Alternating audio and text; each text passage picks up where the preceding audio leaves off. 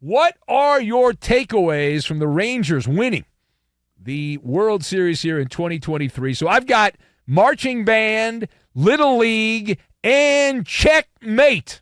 And we will combine all of these things together, and we are going to make a milkshake, which I'm guessing the Rangers probably had some milkshakes. They might have been alcohol-infused after the game, but they were having a fine time. So, there's no need for us to sugarcoat things. We are in the overnight hours. When you do the overnight show, you do not have to worry about parsing your words and all that. You don't want to offend someone. No. Texas absolutely stomped out the Diamondbacks late in this game, and really in the series overall, like a cigarette in the sidewalk here. And did they bend a little bit? Sure. The Diamondbacks had some runners on base, but they didn't break.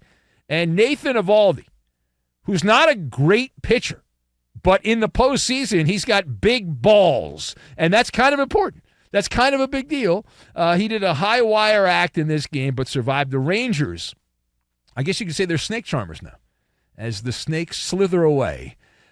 Goodbye. The big boppers got it done. The Rangers homering in, I believe, every game in the postseason. Marcus Semien with the Ohio State marching band dotting of the I for Texas as he smashed a dinger in the ninth inning to completely blow the doors off this game, make it 5-0. And good afternoon, good evening, and good night to the D-backs as they are gone. Now, on the other hand here, obviously you know where I stand on this. It's bad for the sport to have a team like Arizona in the World Series, and I think the ratings prove that, the lack of interest in the World Series. The fact that I talk about the World Series every night. I'm a baseball guy. I like baseball. But I get blowback from people. Why don't you talk about football? Nobody's watching. And it's hard to argue because no one is watching. Because it's because of the Diamondbacks. That's why. It's because of Arizona. So in terms of how do you classify the Diamondbacks playoff run? Bad for baseball. That's how I classify it. Bad for baseball. And you've got ratings and fair. I don't work for baseball, so it's not my problem. I'm not an advertiser for baseball. So in that respect, you say, well, why do I care? Because it's not a communal thing. When there's a big event, it's a communal thing. We all watch. There's no reason to change your schedule to watch a World Series game, because why would you? If you're not a diehard fan or you're not a gambler, why would you do it? There's no razzmatazz. The Arizona Diamondbacks are a faceless team. They are absolutely faceless.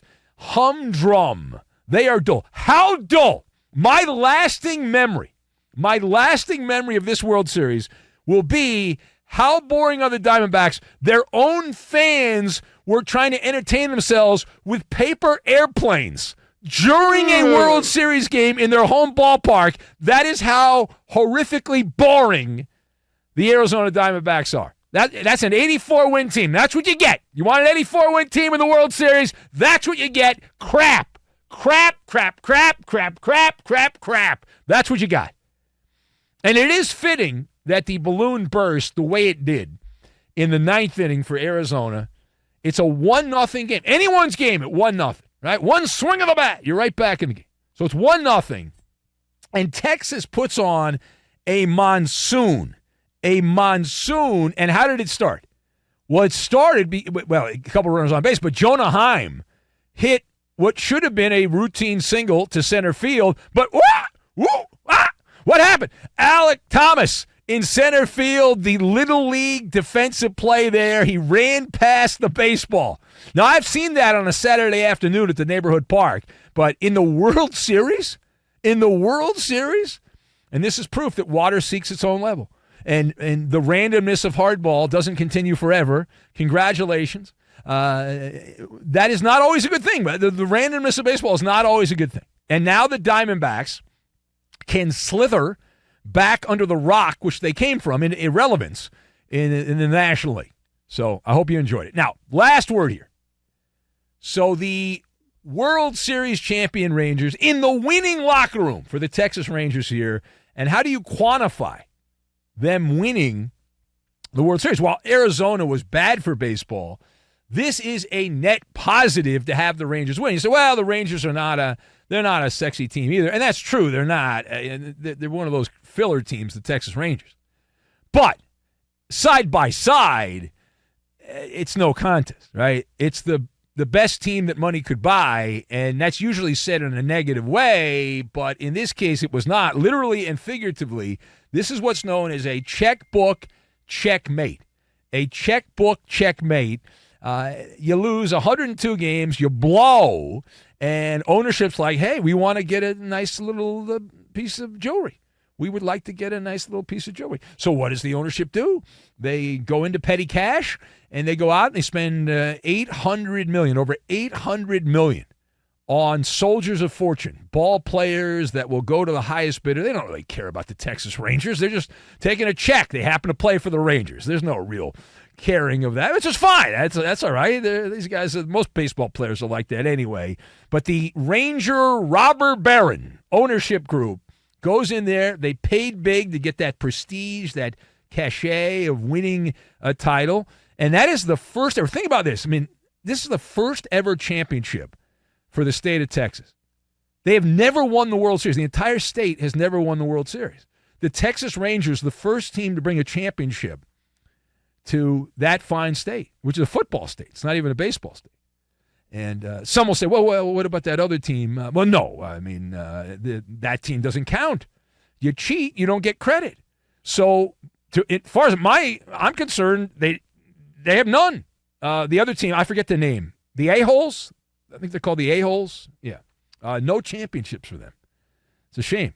Baseball did not have a champion in 1994, 2017, and 2022. There were no champions those years. It's a shame. But congratulations to the Rangers. And I hope when you have your little parade, I hope you go right by Jerry Jones' office and give him the bird at the Cowboys facility there. They checked all the boxes, right? All the boxes. Settle down just a little bit. I'll be Benny Brightside. You got, check the box. Bruce Bochy, check, right? Love Bochy. Old Padre guy. Back when I was in San Diego, he was down there. Bochy. You got Corey Seager, ex-Dodger. I'm not upset. People want me to be upset. I'm getting emails still. But are you not upset? I don't care. He won a championship, hardest championship of all time with the Dodgers global pandemic. Now he can go off and have a great career. That's fine. Dodgers obviously didn't want to pay him because he's actually good in the playoffs. Why would they pay him? He actually gets hits in the playoffs. They want to pay guys that are bowling when the World Series is going on in Nashville. That's who they want to pay. Anyway, and Nathan Eovaldi, another ex-Dodger. There's a lot of ex-Dodgers there on the Rangers, as they're a jigsaw puzzle of players assembled from other teams. So the Rangers spent so much money that the big pickup, Jacob deGrom, missed most of the season, and they still won. They traded for Max Scherzer to patch up the pitching staff, and he was hot trash for most of his appearances in the playoffs, and they still won. So you can do the arithmetic. It's a net positive, because hopefully this will encourage other teams and other owners to actually spend some money. Like, do we really want the Diamondback model where the nerds win? No. Bruce Bochy was doing things his own way. That's great. Let's have more of that, not less of that. We don't need the Diamondback nerd-tastic approach to baseball.